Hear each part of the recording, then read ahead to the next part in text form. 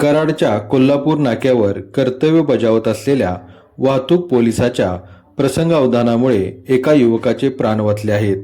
शुक्रवारी एका दुचाकीस्वाराला अचानक दुचाकीवरच फेट आली आणि तो भरधाव वाहतुकीच्या रस्त्यावर कोसळला। खाली पडल्याने त्याच्या डोक्याला आणि शरीराला दुखापत झाली आणि रक्तस्राव सुरू झाला। त्याचवेळी रस्त्यावरून वेगाने वाहने धावत असल्याने परिस्थिती अत्यंत गंभीर बनली होती। हा प्रकार लक्षात येताच वाहतूक पोलीस शाखेचे पोलीस कर्मचारी संदीप घोरपडे यांनी क्षणाचाही विलंब न करता जखमी युवकाकडे धाव घेतली। त्यांनी तातडीने वाहतूक थांबवत वाहनांना नियंत्रित केले।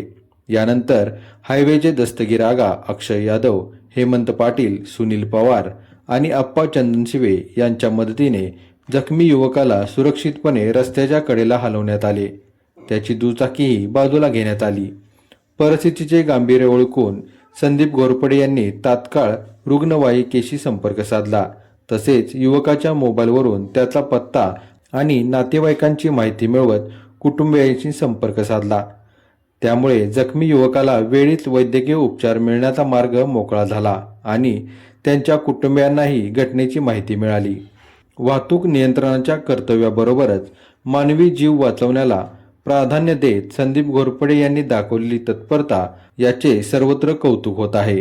या कामगिरीबद्दल पोलीस अधीक्षक निखिल पिंगळे, अप्पर पोलीस अधीक्षक वैशाली कडूकर, पोलीस उपाधीक्षक राजश्री पाटील आणि वरिष्ठ पोलीस निरीक्षक दत्तात्रय दराडे यांनी संदीप घोरपडे यांचे अभिनंदन केले।